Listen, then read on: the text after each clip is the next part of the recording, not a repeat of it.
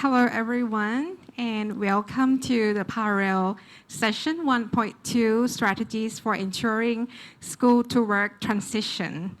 And thank you so much to all of you for joining us here at the conference venue and also for the online participants. My name is Sovereign Chonprapan, Project Officer from UNESCO Regional Office in Bangkok, and I'm very pleased to be a moderator for today's session. As we all know, this topic is very, very important these days. We know that young people and young adults, they have experienced a lot of challenging times between school to work. So that's why today we are inviting three guest speakers who will share with us three different strategies who can help us ensure that our school children and youth and those who are marginalized will be able to be supported to ensure that they will move smoothly from school to work. Without further ado, let me explain about the session arrangement. So we will start off with the presentations by the speakers. So each one will have 20 minutes to present the different strategies that you prepare for today. And after that, after the presentation, I would like to start the discussions where all the participants, both on site and online, will be able to post the questions. So if you are here in this room, you see the microphone in the middle. So I would like to ask you not to be shy and come up and speak, and let's discuss this topic actively. We can take around 2 questions from the floor. And for the online participants, I think you have the system to submit the questions to our team, and then we try to select your questions given the time, maybe around another 2 questions. So let me begin with Dr. Stephen Yip. Dr. Stephen Yip will tell us about the benchmark models in the Hong Kong context, where he will explain about how this framework and mechanism would work to help support the transition between school to work. Dr. Stephen Yip is the project director of the Research and Development Office at the Education University of Hong Kong. He was a senior lecturer in the Department of Curriculum and Instruction, Faculty of Education and Human Development. Being an educator, a policy leader, and a researcher in the education field, Dr. Yip was elected by Today Chinese to be the outstanding figure in 2023. Please give a round of applause to Dr. Yip. The floor is yours. Thank you, Kate. Thank you, everybody. Afternoon. Right. Today, I actually will bring in a story to you. Right. It's a story of Hong Kong about a story about school to work transition at the strategies. Okay, but one thing I need to apologize is the title should be Ensuring a Good Start in School to Work Transition. A good start. The reason is that because of we as a project actually we concentrate on the first touch point of the school to work transition, which is school education. We recognize this is the most important and fundamental in all, because that will change their mindsets, and also sometimes they have to deal handling the parents, families, and all these so that they can construct their sense of futures positively. So this is why we think it's that early types of intervention, rather than talking about later on when they actually get into job training and all these. So it's get the mindset right. So this is the idea. School to work transition, I think most of you already understand what does that mean. Basically, there are 2 main discourses. One is supposed to be about knowledge and hard skills, because you need something like AI or whatever, digital competence and all these kind of things to get to career ready. But there's another one, which is the career guidance way, which is more about the notion of career readiness. And that is supposed to be all the soft skills in work, the confidence about what we call the network or the pathway mindset. That means they need to think about the future in a pathway sense, especially in this complicated world. And also the way how they actually work with other people, which is nowadays, especially in Hong Kong, is a very, very exam-oriented system. And that is actually a lot of time, having got the learning opportunities, we work with teams and all these kind of things. So they need to start early to develop these skills. So we are talking about the second one, the latter one, about that. One of my colleague in Education University, Pavlova, which is also the director of Hong Kong UNESCO Univoc, Center, said have pointed out 5 pointers for school to work transition. One of the points I think is very, very meaningful, and I'm going to raise it now to you, is there is no one size fits all. And every systems have their own uniqueness and also pain points. That means there are lots of things that we think, oh, you're better, your Malaysians one is better, Japan's better, but we always think that we always have some pain points. And let me explain to you about that pain points. Hong Kong situation, the first thing is Hong Kong young people loves studying. Yes, I give you a statistics you will know. Is 94% of their secondary certificate graduates will move on to further studies, full-time.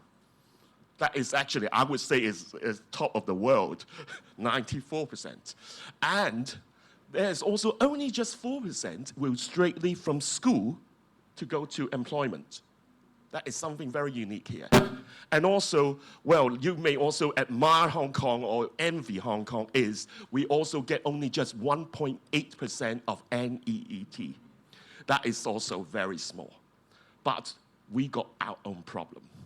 Our problem is, because of that, the students have very low self-agency to move forward from school to work.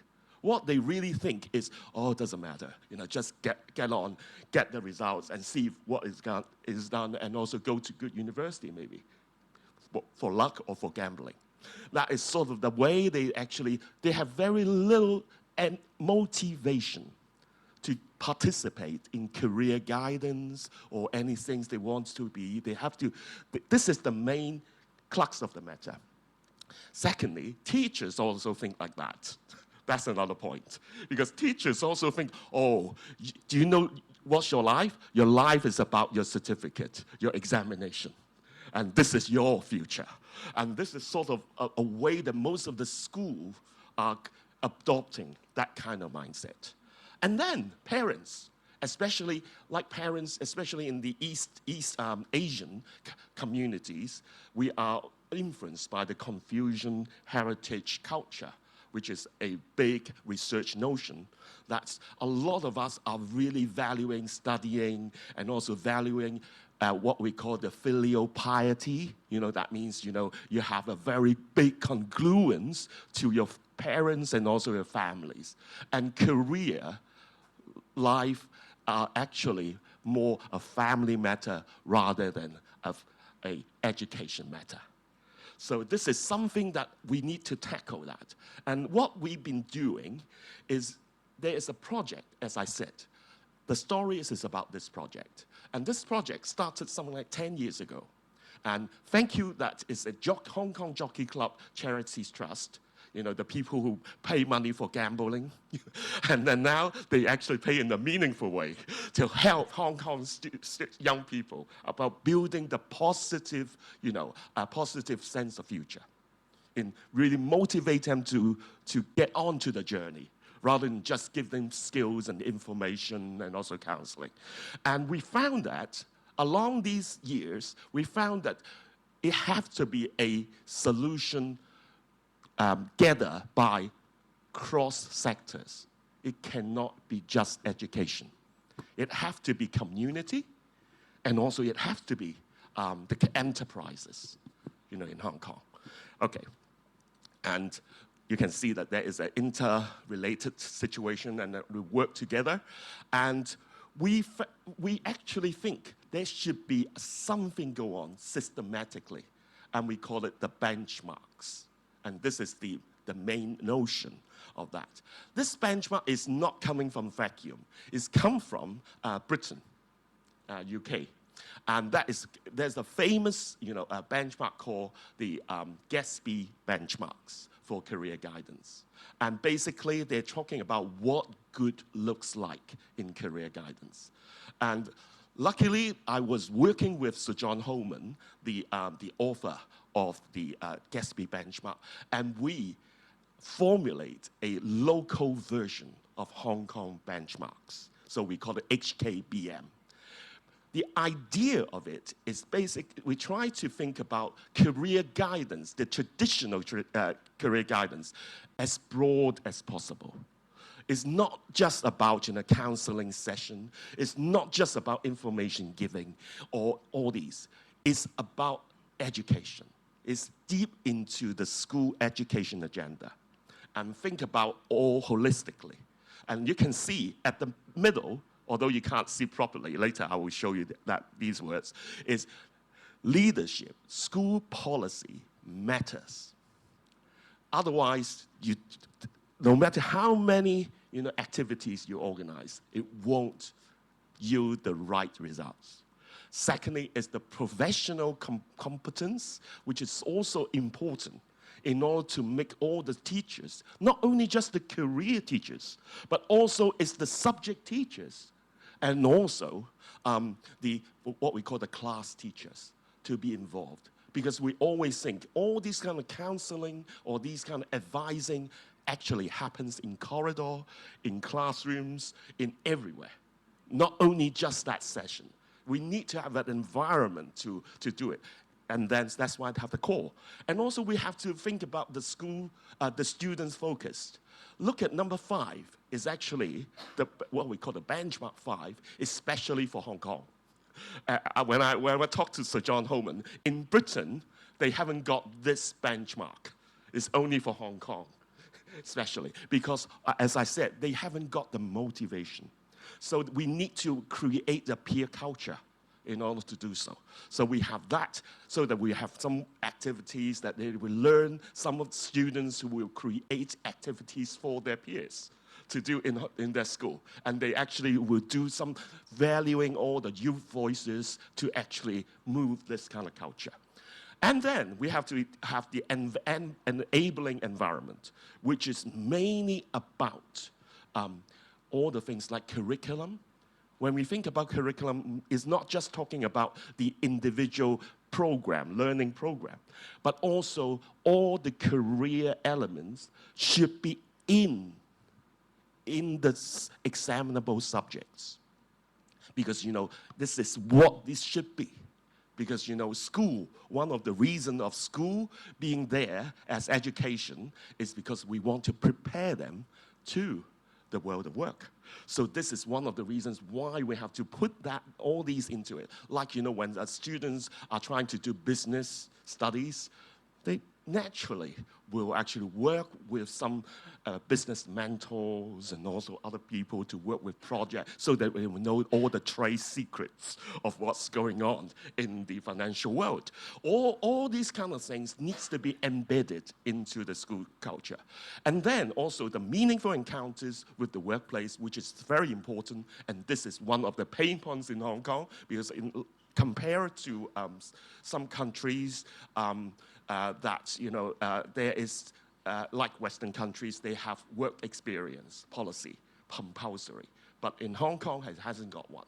So what we need to do is to enhance these opportunities. So now the teachers and also the headmaster actually have a role to play, not only just to manage career guidance, but they need to network the career guidance, but also they need to even coordinate within the school bodies.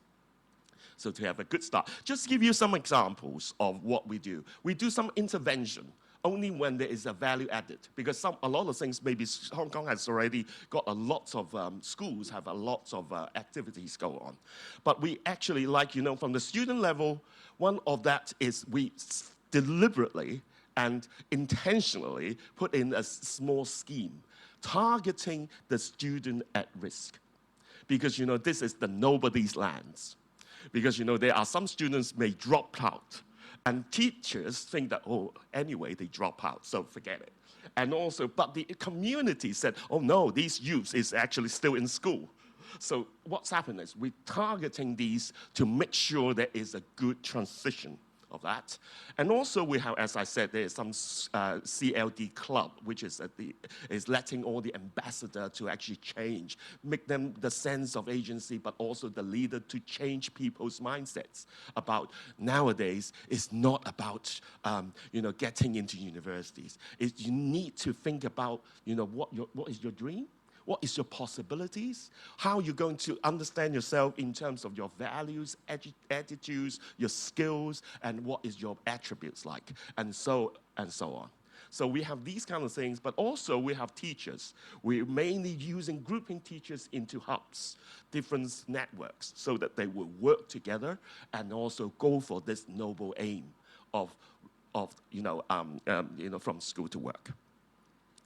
Okay, so just in a nutshell, I would say is one thing is about, because why is actually it going to be successful? Because now we already have one third of Hong Kong secondary schools fully adopting this approach voluntarily. That means, no one forcing them. They want to do it.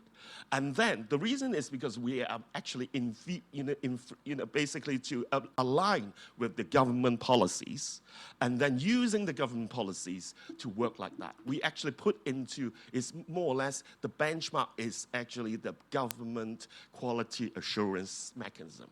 So it will be the same. They do the same work. So, and then second thing is to widen the career guidance, not just like a career information types of work, but we're actually using, like I said, targeting different types of groups of students, but also we'll try to let them to have a holistic program. And also parents is another thing we need to target. And we actually making all the parents together with the schools to actually, we talk about that. Actually, there are some very interesting stories. One of it is, suddenly there's a young person meeting the career counselor with their parents. And the parents actually say something about their expectation. And then suddenly the youngster, the students say, oh, you think like that? And then everything seems to be a good platform for doing this.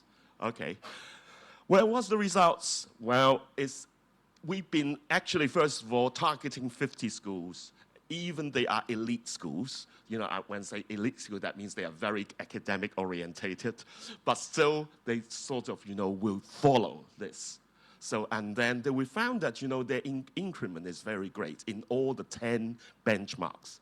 Around 3 years, they have 40% of increase in their effectiveness.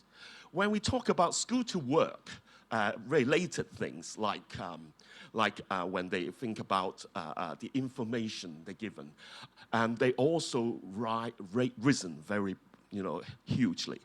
And also you can actually see the curriculum one. Well, I said, try to embed all the career parts into the subject curriculum.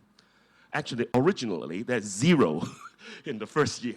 And then now, talking about, 70% of schools are been putting all these things in, and others are just partially done.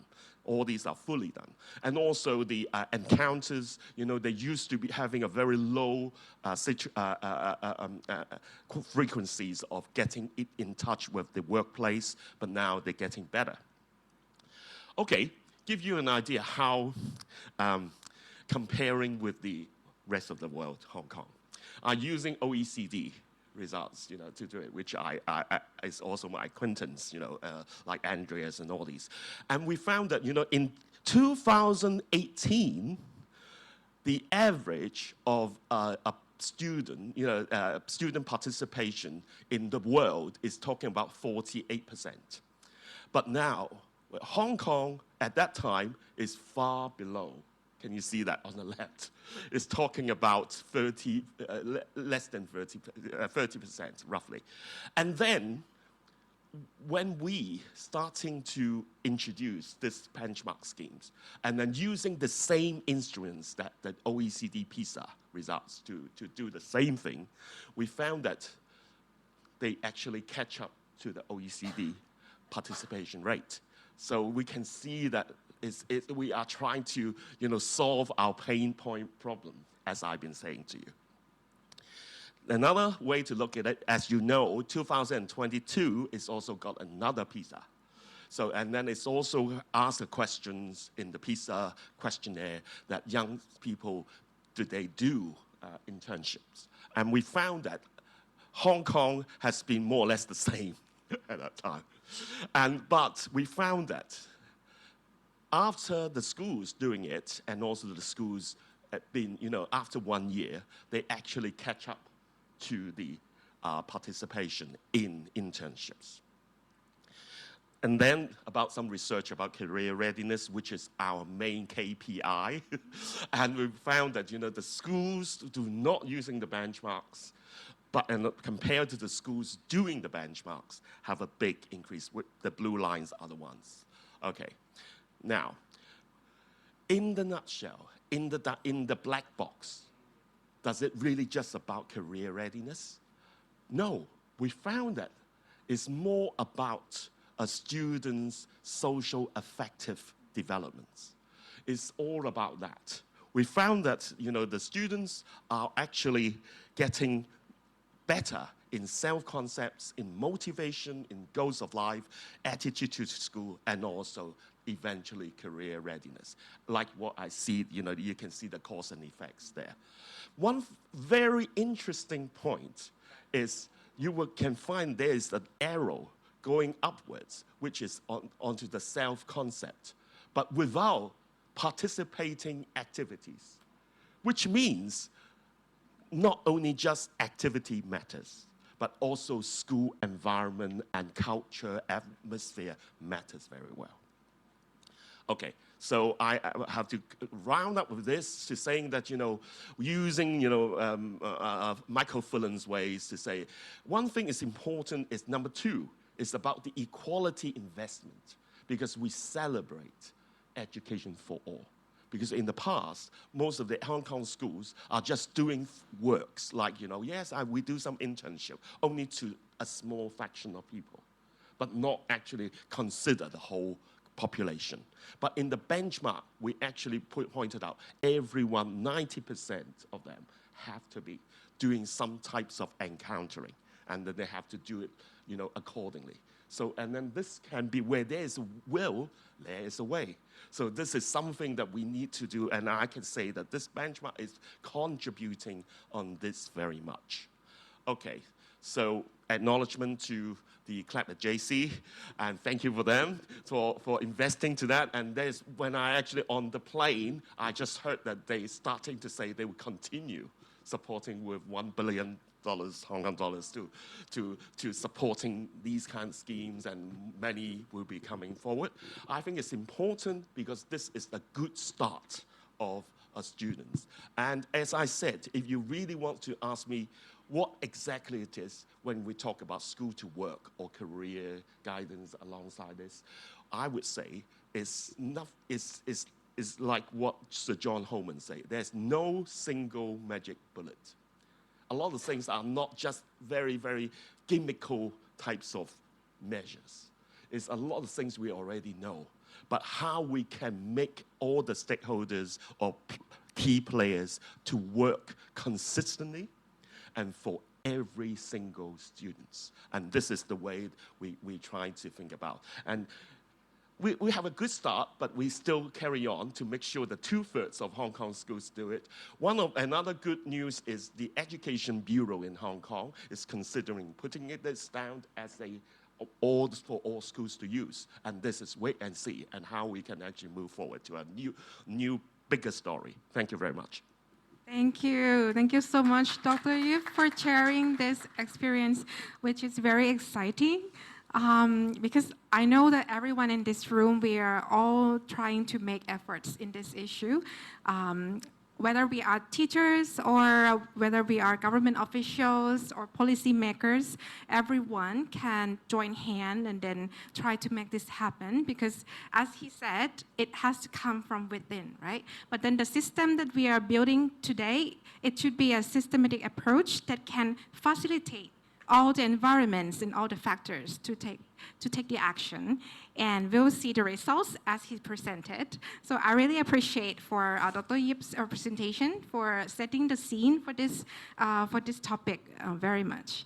And now we will move on to have a little more in-depth experience in terms of equity and inclusion, especially around those with disabilities.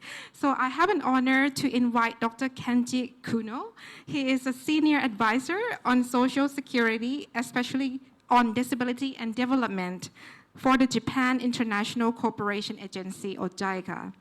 For 35 years, Dr. Kuno has been promoting disability education, livelihood and community-based inclusive development. And he also led the JICA's project on supported employment in Malaysia. He's currently an advisor on disability and development for the Asia Pacific Development Center on Disability, or APCD in Thailand. So please welcome Dr. Kuno, and he will share his experience around people with disabilities and how we move around them. Thank you very much. Yours. Good afternoon. I'm Kenji Kuno. So my session, I'm focusing on the issue around disability. So my part is I'm talking about transition from school to employment of persons with disability. But this one, there's meaningful for all of us because the education is for all. And persons with disabilities or students with disabilities are left behind most from the process of the transition from school to the employment. So the points of my 20 minutes is 5 points. The first is the school to work. This transition must be inclusive in terms of various diversities, including disability, foreign-born students, ethnic groups, and so forth. And second, inclusive employment is important, not separate employment. You may imagine often that the employment of persons with disabilities in a separate setting. But what we are promoting is an inclusive employment in the inclusive setting. So how can we realize it? I can share the 3 concrete things. First, that we have to have a disaggregated data. As you have gender disaggregated data, so we have to, first step is that we have to have disability disaggregated data to know the fact, reality, how much students with disabilities are excluded or included in the process of transition. The second, so we have to have an action framework. We have to act to realize transition process. Then what I want to share is the framework of empowerment and enablement. And the last one is more concrete approach, which is called supported employment, which was commonly implemented in the US, Europe, Japan, and some parts of the Asian countries. And the keyword in the session would be social model of disability, inclusion, inclusive employment, and supported employment. So I will go one by one on these concepts and the points. The first is, what is disability? So you can answer to this question easily because you're working on education and you are giving education opportunity to students with disabilities. So you know what is disability. You can answer to this question. But what would you say if I show the second illustration? I give you the same question, what is disability? Would your answer be same or would be different? What is disability? And if I give you the second question, where is disability? Where is it? Is it in the person? Or is it in the environment? Where is it?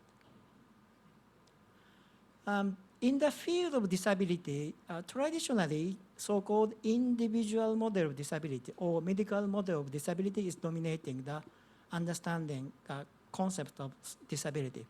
But since 2000, WHO changed their international classification, and 2006, United Nations enforced the Convention on the Rights of Persons with Disabilities. Social model of disability became the foundation. So what is the model in the sociology? Model is commonly used to explain about causal linkage. What is the cause and what will be the result?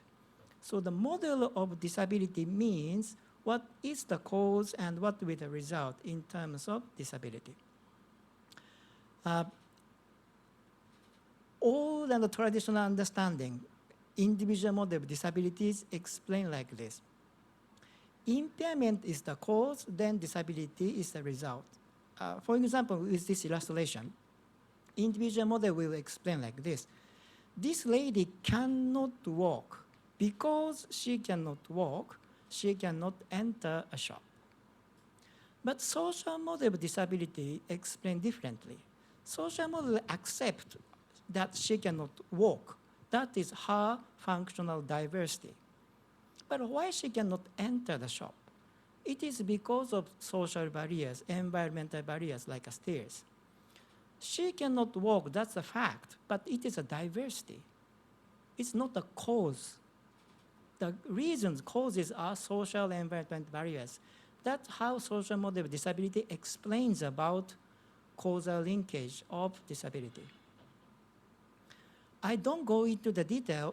This PowerPoint is available from the homepage, so I don't go explain everything. But what is most important is that the disability is a socially constructed exclusion. It is not a functional issue, no.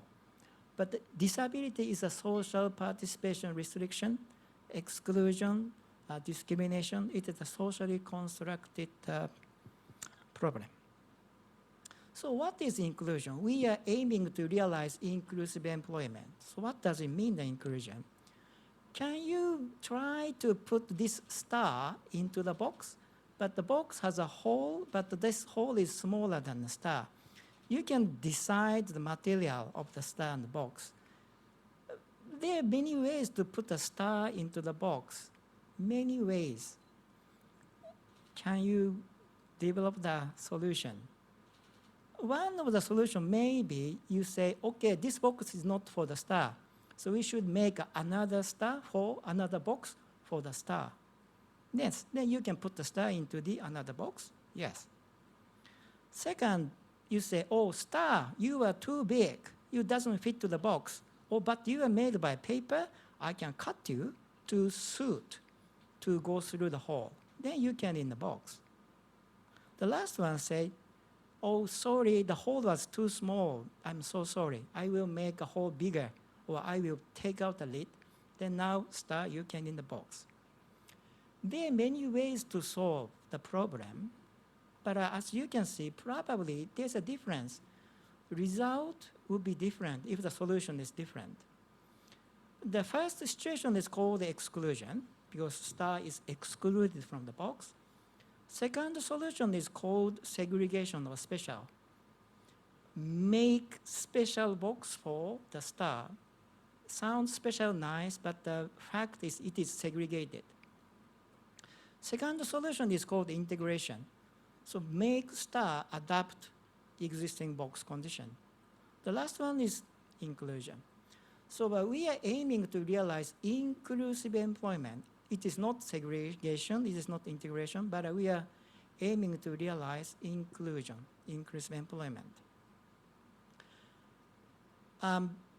Again, I don't read everything of this, but Inclusion International, which is the organization of the person with mainly developmental intellectual disabilities, Inclusion International clearly explained the 4 key concepts around the concept of inclusion. So we have to distinguish these 4 important concepts in terms of education. The first one is exclusion, means in terms of education, the students are denied access to the education opportunities. It is exclusion. But segregation means opportunity were given, but in a different setting, in a different school, separate school. Integration, often the integration and the inclusion is confused. So integration is that the solution like a star become star, you cut the star, round shape, and put in the box. So integration is we don't change the box. We don't change the school setting. We don't change the school education system. Just put the star into the existing box without giving any changes. But as it is written, many people mistakenly call this as inclusion. So this is not the inclusion. So what is inclusion? Inclusion means transformation of the education system. So we have to change the box itself to accommodate everyone based on the diversity. So how to realize the transition? The first step is we have to have a data.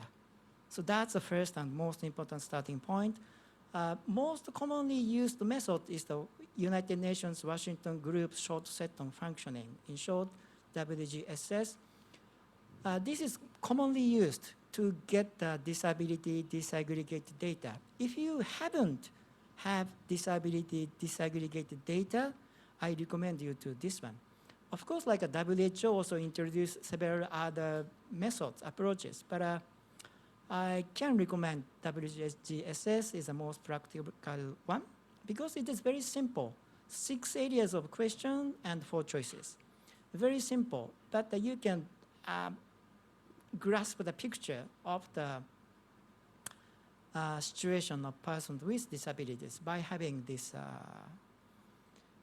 WGSS. Then the second step, what's the action framework? Can you read this Japanese character? I know, Stephen, you read this Chinese character. Don't give the answer. This is a Japanese character, kanji, or a Chinese character. And can you guess what this character means? You know, kanji or Chinese character, same like Egyptian hieroglyphy. The drawing gradually become a letter. Can you guess what this kanji mean? It consists of 2 parts, actually, inside and outside. Inside is tree, outside is a box. So this letter actually made from tree and box. So what does this character mean? It means like a facing problem or suffering. Why this character means facing problem or suffering? Because tree was trapped in a box, tree cannot grow bigger, tree cannot get the fruits, so facing the problem. You have to solve the problem by implementing a school-to-work transition. How? There are 2 important points, and the keyword was appeared in the 2 benchmarks, 2 sections, actually. The one is empowerment. So if tree gain the power to break the box itself, tree can grow bigger and get the fruits. So if you remember the Stevens 10 benchmarks, the left-hand side, 6 to 10 is about empowerment. Tree gain the power. But there's another important action, which is enablement. Box is the barrier. Box is disabling tree grow bigger. Box is the problem. So we have to remove the box. In the field of disability, we call it accessible environment or provision of a reasonable accommodation to remove the social environment barriers. So we often use this expression, breaking barriers and creating enabling environment. So the last one, so how can we realize these concepts, 2E approaches, more practically? I compared the 2 different models or approaches. The one is traditional approach. It is called the readiness model or vocational training model. It focuses on training by analyzing the situation like this. You cannot work because you are blind. You cannot work because you cannot hear. You cannot get a job because you cannot walk. Because of you, you cannot get a job. So we have to train you to be ready. Second approach is called supported employment model, which says, okay, you cannot walk, you cannot hear, you cannot see. Fine, that is your diversity. Let us think, how can you be able to work. So we have to provide support, accessible environment. We have to negotiate, discuss with employer. As I said, in the US from 1980s, in the European country also 80s, 90s, in Japan late 90s, we have shifting our employment approach or transition approach from readiness model to supported employment model. So I was working in Malaysia for 10 years to implement this job coach or supported employment scheme in Malaysia from 2002 to 2015. Because of it succeeded, the JICA have shifted to Jordan in the Middle East and to Mongolia, Sri Lanka to implement same program.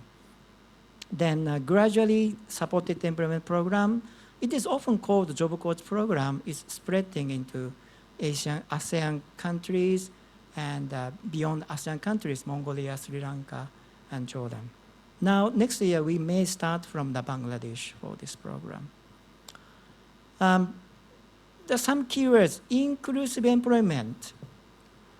So it's not a separated employment, so-called sheltered workshop. It's a separated setting. We do not promote it. We are implementing inclusive employment, means person without disability and persons with disabilities working alongside in the same setting, in the same office. Supported employment is a way to realize it. Then what is most important point is that our focus is shifting from training person with disabilities to we provide support to both person with disabilities and employers, because employer needs the support to implement reasonable accommodation and accessible environment for person with various diversities. This is the table to compare traditional approach and supported employment approach. You can study from the PowerPoints later. I just want to focus the two important skills of the key personnel, which is called job coach.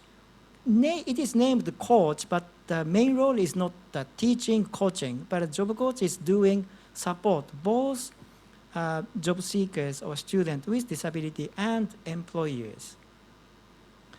So this is a steps or a process of a job coach, and these are the skills which job coach practiced. And for instance, in Malaysia, in Mongolia, Sri Lanka, Jordan, everywhere where JICA is implementing this program, we have a 5 days job coach training program. So the 5 days course, then someone who sit these 5 days, they will learn those skills. Then I want to quickly show the two important skills, very typical skill, then you can understand what's the difference between traditional, like a vocational teachers and the job coach, the difference between these two. The one is job modification. It is not a job matching, job modification. The other one is a systematic instruction. So job modification, what is it? Can you imagine the one pizza company outlets want to hire one person, and they offer this post for person with disabilities. But they say, okay, we will employ person with disabilities who are able to answering the telephone, get the order, making a pizza, baking the pizza, making the side dishes, deliver the pizza by motorcycle, cleaning the kitchen, making a box, clean the outside, and so forth. Okay, I'm willing to hire a person with disabilities who match to this job. Then job counselor what to do. So she will try to find to suit to this job. Unfortunately, as a fact, person with most of intellectual disabilities, developmental disabilities, psychosocial disabilities, they have a difficulty to 2 points, answering the phone and having motorcycle license. So even though job counselor try to find someone who match to these jobs, usually cannot get. So failed. So what job coach to do? So job coach do job modification. So job coach do the, of course, do the ability evaluation. Then I found, okay, my client, he can work to clean the kitchen, making the box, clean the outside. He can do this. But unfortunately, he cannot do answering the phone and deliver by bike. So what job coach to do? Modification. Okay, now this outlet has 3 staff. Okay, let my client concentrate to work only on these parts. The rest of the 2 employees, they can focusing on answering the phone, bake the pizza, and deliver. Now you can employ.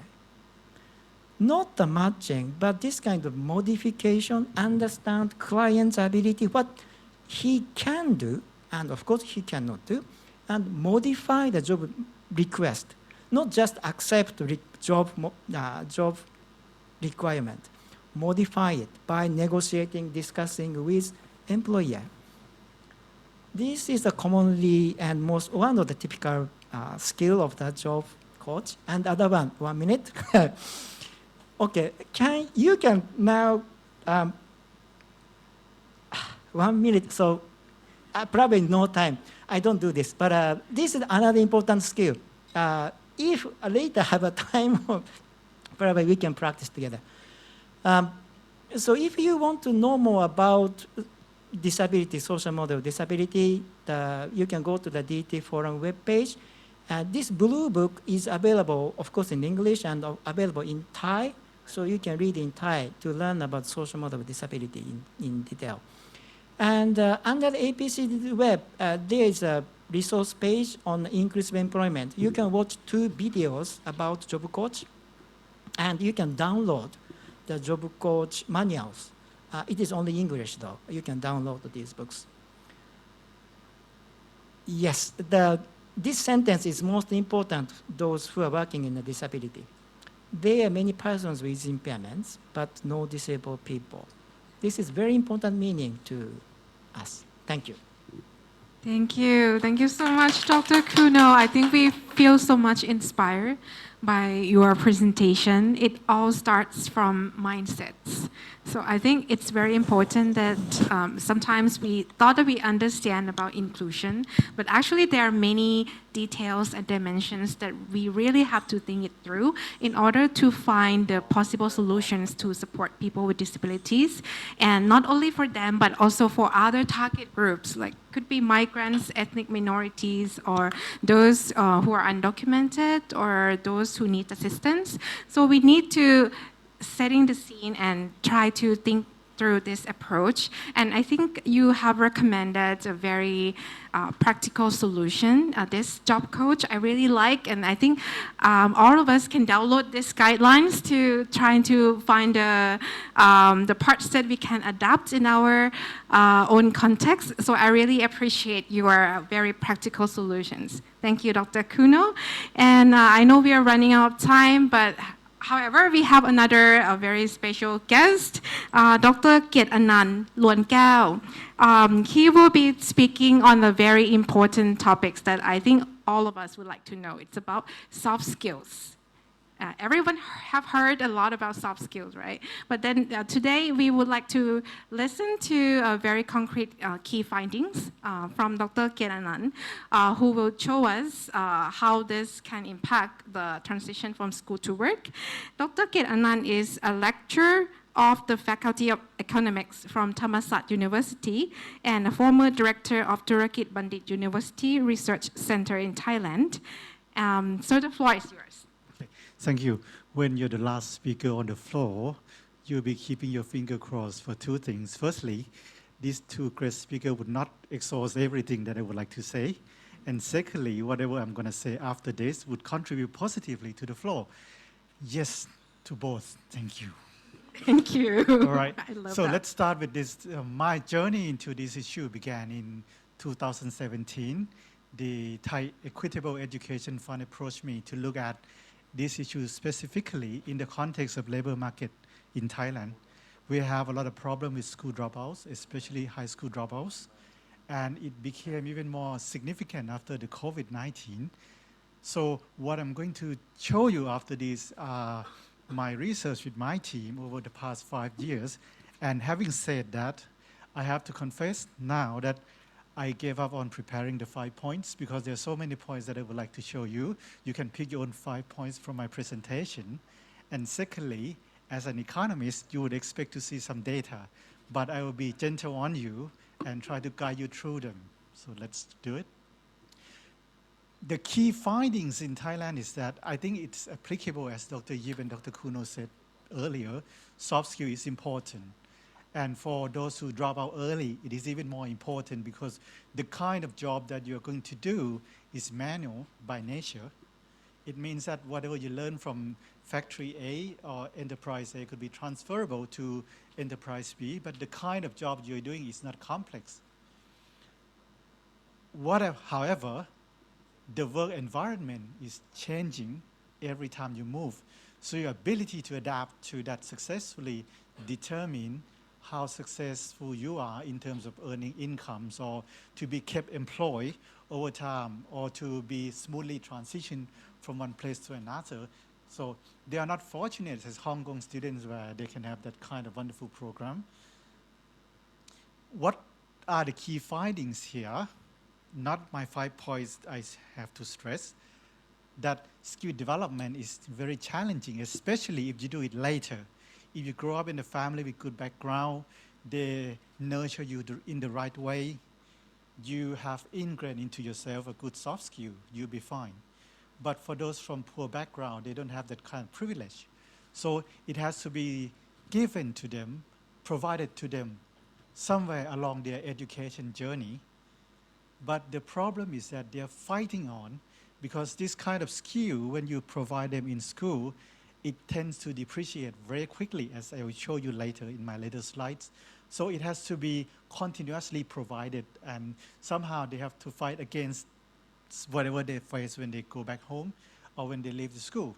Secondly, for those in poor background, they have limited opportunity to develop, what should I say, human capital in the long run, because when you engage in a manual work, the kind of work will be repetitive. It means that what you learn today, and what you do tomorrow is almost the same. When you do the same thing, you're not going to learn anything new. It means that your human capital remain constant, but the labor market change over time. It means that the value you have is going to depreciate very quickly. Your human capital is not going to be valuable over the next 5 years. If you take the airport in Thailand, Don Mueang Airport, some of you might have taken that airport when you came here. 5 years ago, you see a lot of maids cleaning on the floor, but now they're replaced by robots because it's cheaper, and that kind of jobs is like repetitive. So technological change is threatening these dropout children as well. Impact on success. Soft skill can explain. There is a complex econometric model I constructed, and it will be published later next year. If you control all the variables properly, soft skill explain more than 90% of labor market success for the young ones who drop out from school. So with that, we look at soft skill. I would like to, since we are all from eastern side of the world, I would like to think of the soft skill as water. You have hard skill. Hard skill is something you use to crack things. You see hard stuff, you have hammer, you crack the rock, but there comes a time when you don't have enough equipment to crack that rock. You have to surpass the difficulty. Then it's the time for you to be soft, to be like water and flow through that. That's the soft skill. It gets you through something that you cannot solve by your academic or your hard skill. And that's important for the young ones who are facing a lot of uncertainty in life. And it became even more challengeable if you want to bring them back into education system later. So having proper soft skills is important. That is why the Thai Equitable Education Fund conducted and developed quite a big system, and being it's an ongoing project, but they'll be working on measuring students' soft skill. And I love Dr. Yip's point. It's not one size fits all. You'll see later why. But before we go into that, as an economist, I have to, it's my carry obligation to bore you with data. So the horizontal axis are growth of economic activity or gross provincial product of 77 provinces in Thailand. And the vertical axis is employment growth for each province. So if that province expand its economic activity, you would see more employment. But the recent data show that it's not the same. The first picture, I'm not putting the label because I want you to guess. This is agriculture. Even in agricultural sector, expansion nowadays is not going to create more employment. The second one is retail and wholesale in Thailand. You see the same thing. You go to the third one, that's very steep, that's financial sector, that's quite clear. And the fourth one is manufacturing sector. So you see that even our economy is going to recover in the next 3 years. It's not going to create more jobs. And when you put that in context of technological change where manual work, unskilled work can be replaced cheaply by technology, these kids are in trouble. And the only way they can sail through all these difficulties is to have proper skill, to be ready for a not so gentle labor market. Also, I want to show you their life. If you are a high school dropout, if you finish only 9 years of education, lower secondary, that's compulsory education in Thailand. If you're successful, you'll be on the green line, on the green one. So you start off with the salary of 12,000 baht per month. This is the top 10% of the dropout earners. And then you would end up something like 20,000 baht a month in the next 30 years. If you're not so lucky, you're not so ready, you're at the bottom 10. You start off with 5,000, you end up with 6,000. How are you going to make a good living? This is something that would result in intergenerational poverty. And more importantly, whichever line you are, it's going to be a straight line. If you work at a company, you get pay raise over time, so your salary would be growing in a positive way. But for these people, if they drop out and they're not ready, even though if they're ready, the line is straight for them. Their earning today and the earning in the future is not going to make that much of difference. So if they drop out today, what will happen to the next generation of their family? It's quite clear. So we have to do something about it. We have to do something about it. I'm not taking into account the inflation rate. If I take that into account, it's going to be very bad. The line will be negative. It means that you become poorer by just working as hard as you did when you were young. All right. And to be able to, each of the slides is part of my research, so many slides for many researches. This one is called Human Capital. We collect data from the National Statistical Office, about 200,000 observations of workers in Thailand, statistically selected, and we construct what we call Human Capital Index. We used variable like job complexity, what kind of job you are at, years of schooling, how many years you have learned, you have what kind of degree you have, your wage, and how many years you have been working in such position. So if you have high wage, high education, and you are in a very complex job, you have high human capital, to say. For the first one, our target is the light, our target is this light dots here. Those are the dropouts. And the thick dot here is the one who graduate with upper secondary degree. So at least they have completed formal education for 9 years. Human capital will remain almost the same. So regardless of whether you complete the compulsory education in Thailand or not, your human capital value by the labor market is not going to change. Secondly, if you move to vocational education, it's going to move a little bit better. If you finish high school, that's not significant. You can only see a significant change here when you at least have a vocational degree. And if you go to university, it gets you out of the same, the blue dot, the lighter dots there. That's why people in Thailand are going after university education. So for the dropouts to be able to come back or to make a good living, they have to have sufficient human capital equivalent to at least vocational education level. Doesn't have to be a degree. It could be a training on the job training or the job coaching. It can be anything, but at least their skill has to be in that level or even more. Or alternatively, we have to put them back into education in a way that they would earn such skill or degree later. This one is even more disturbing. We talk about 21st century skill, and we see that it's the top 10 provided by World Economic Forum in 2015. It has complex problem solving, coordinating with others, blah, blah, blah, down to the 10 points.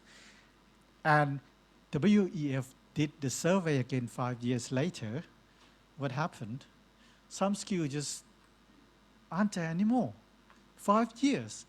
That's how quickly even soft skill became less valuable in the labor market. So it's not static, it's dynamic.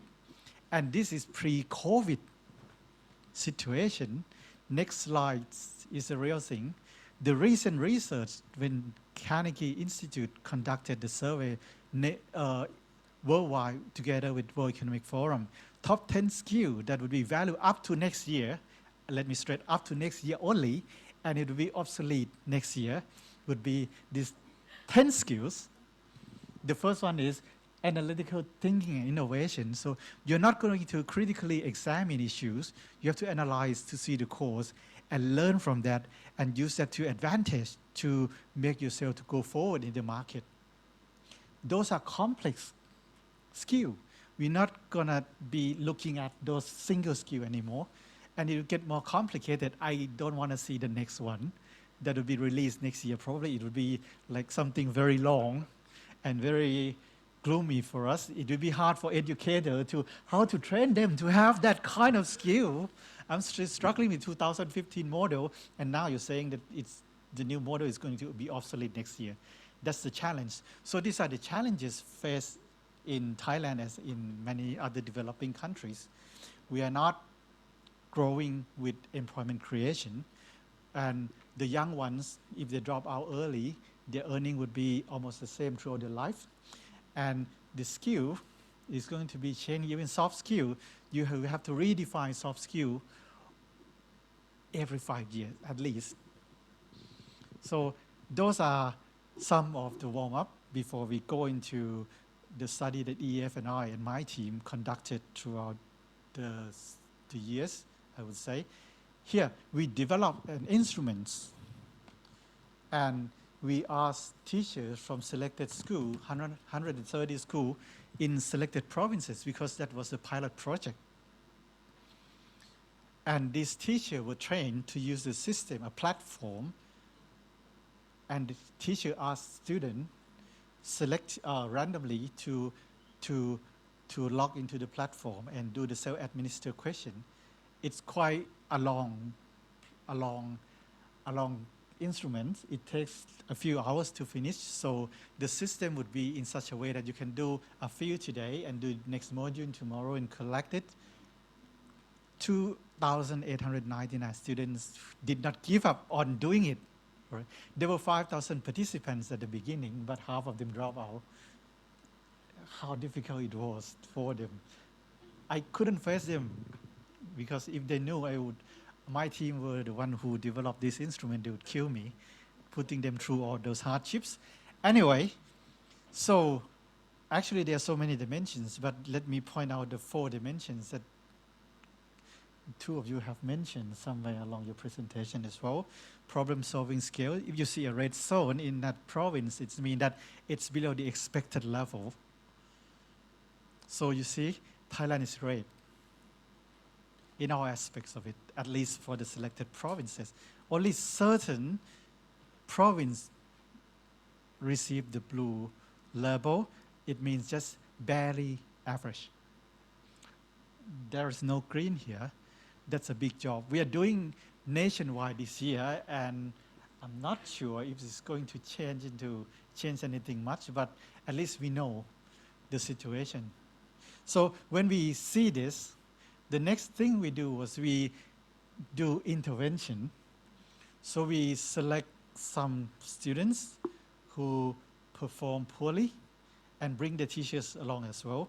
And we bring them to do the coaching, soft skill coaching for 3 days and 2 nights intensively.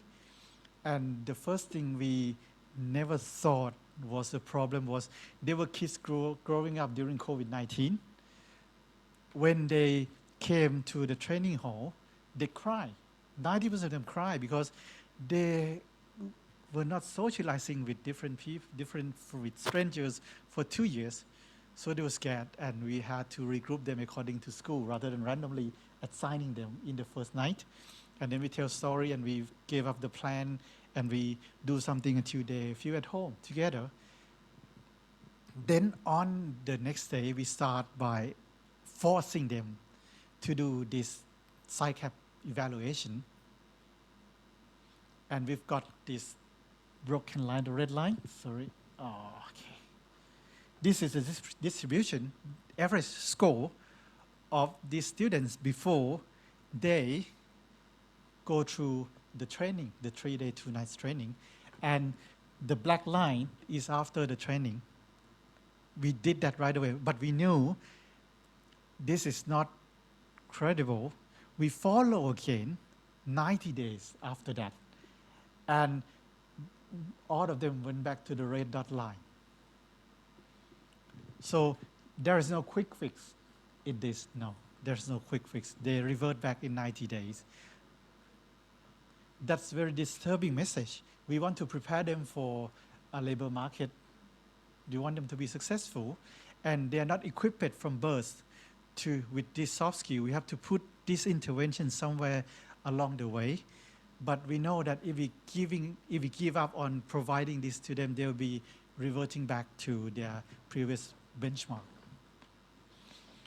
So the challenge is not just limited opportunity, skill degradation that I mentioned, and continuous invention. It would be my policy recommendation. It would be a new school environment or something on, I like your box too. I think it helped me to think in a better way, the big box, to integrate that. So continuous intervention, but I'm not an educator, I'm an economist. This is your homework to develop the curriculum or the way to do it. But when I talk to teachers who have been very active throughout the work, they say it's impossible because of one thing, and this is a very big thing in Thailand. We group students according to the academic performance. So the first room, we say the king room, and then the queen and the prince and the princess and all that, and the last room would be someone else. But all the rooms, we have people with the same soft skill problem. So it's not room-based, but it has to be issue-based. You have to organize them in that way. And when I asked whether it's possible for school to do that, they said, no. It's difficult to convince a parent to bring their bright kids to mingle with the ones who are not well. And it's difficult for me to convince my principal to do that. It's almost impossible. So that's a challenge as well. So continuous intervention has to start with somehow trying to overcome this barrier. So continuous training, targeted curriculum, workplace integration, job coaching, and partnership is important. Sometimes when we ran into problem, we went to employees and employers who have gone through this through good work placement program, and they provide us with recommendations so our project could move on. So I think this soft skill thing is important for them, and I'm a lecturer, so I see a lot of graduates from my university. I think the same kind of soft skill is still important for even the ones who are fortunate enough to have a university degree. So it's an agenda that we have to push forward for the young ones. On average span, many economists say a job would last about 10 years, and then there'll be any job replacing that one. It means that if you in the labor market for 30 years, you have to change jobs 3 times. And every time you change job, you have to change your attitude, you have to adapt yourself, and that's where soft skill comes in. So agenda would be to equip everyone with proper soft skills so that we can prosper in a world where we don't know what's next. Thank you. Thank you. Thank you so much for bringing us attention to this very important situations and statistics. I think all of us here, maybe most of us are educators, teachers, so we are not so familiar with economics aspects that you kindly present in this room, but then it was very shocking, right, to see all these situation and data. So that's why we as educators, we have to realize now it's not just about teaching and learning, it's about the job markets, it's about the economic, and it's about the global situation that's beyond education, and it has to be integrated in all of our teaching approaches in order to make inclusive and equitable society. So that's why I think we learned a lot from the proposals and solutions that all three experts try to suggest to us with all these efficient strategies. And I think all of you will take back some key points, right, from all these interventions. So because we have a little time, like around 10 minutes for the Q&A, maybe we try to ask the speakers to be brief for answering the questions. So maybe let me start asking in this room if you have any burning questions that you would like to ask. Yeah, feel free to. Yes? Yes, yes, please. Yes. If you can introduce yourself, from which organization you come from, and the question should be addressed to who? Yeah. Hi, good afternoon. I'm Mario. That's Mario from Hi. King Mongkut, University of Technology, North Bangkok. Just a quick question, which may not apply to Hong Kong, but one thing I would like to know is like strategies to help students who may not want to learn or may not be in a degree program that they might be chosen by their parents. So like, especially in Asia, parents choose the program for their children and they say, this is your degree, this is what you want to do, go do this. So you have students who may not appreciate how to use what they're being given because they don't want to be there in the first place. And that's something that's a problem. And parents who may not be involved while they're students at university. That's for the teachers. You know? So how do you deal with that in preparing students for the workplace? Because now I have students who don't want to be there, and I'm trying to give them the skills, they don't really appreciate it, for a workplace that's changing. So like right now, for example, I use a lot of reflective learning. Look at what yourself, think about yourself, and do these things. What are some ideas, some suggestions we welcome? Hello, Mario, is it? Well, first of all, as being a lecturer, university lecturer, every day I actually will meet some students who actually don't want to be there, right? As I think it's common, actually, a global phenomenon.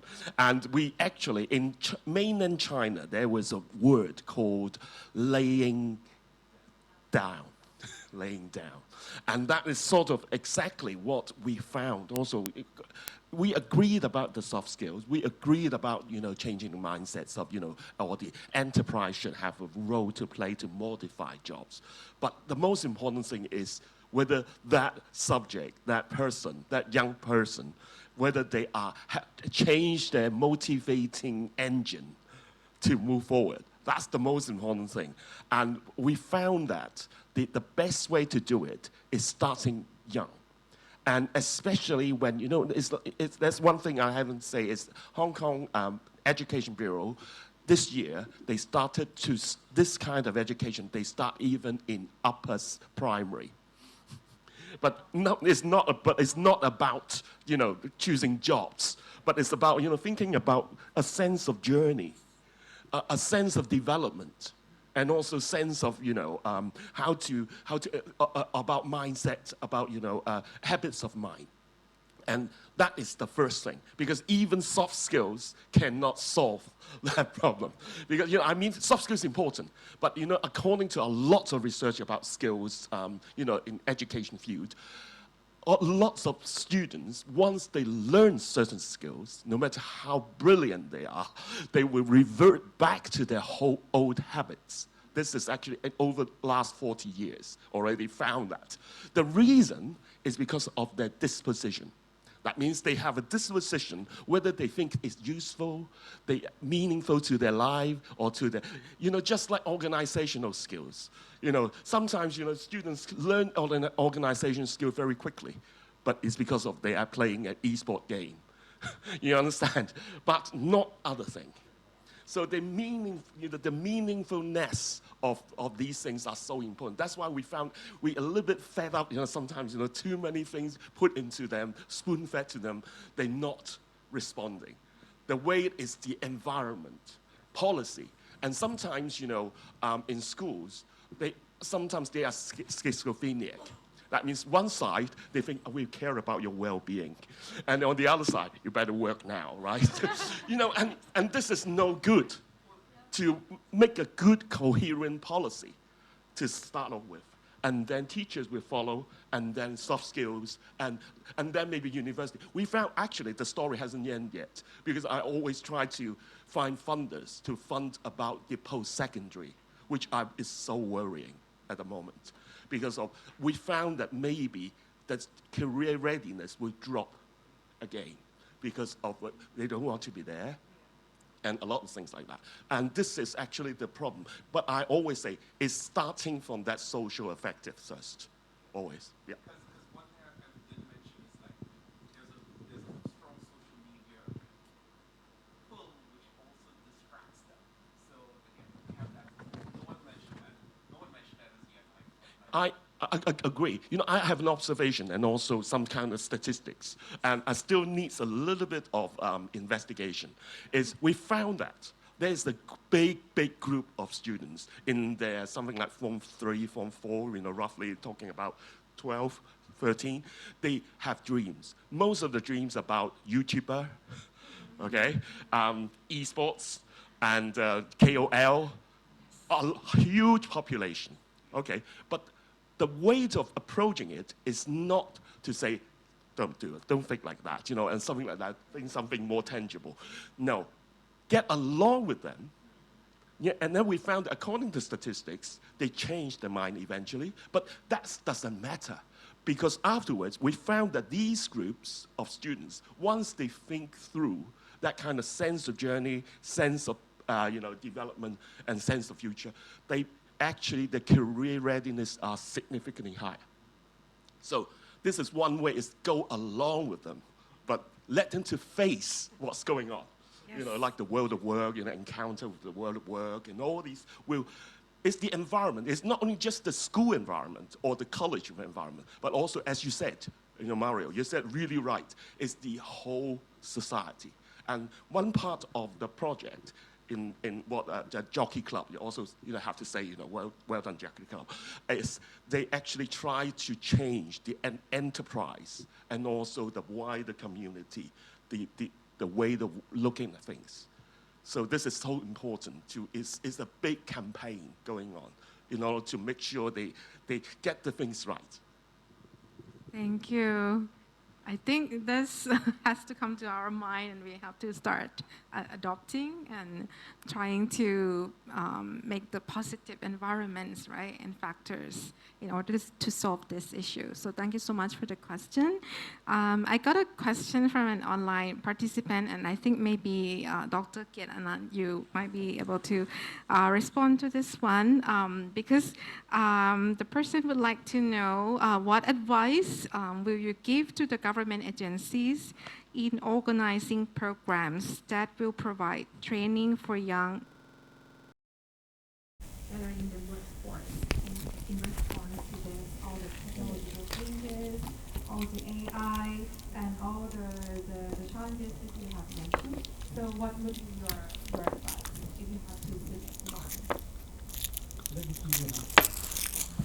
me give you another statistic. Only 14% of our workforce out of 34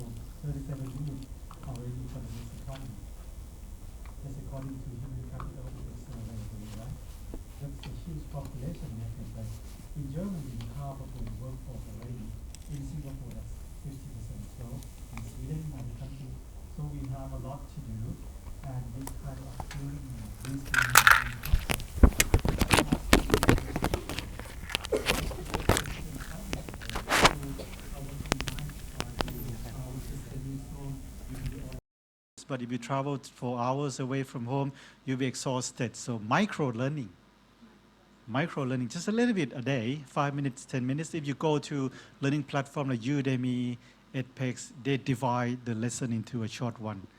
That would address some group of population like Pakerja did for Indonesia.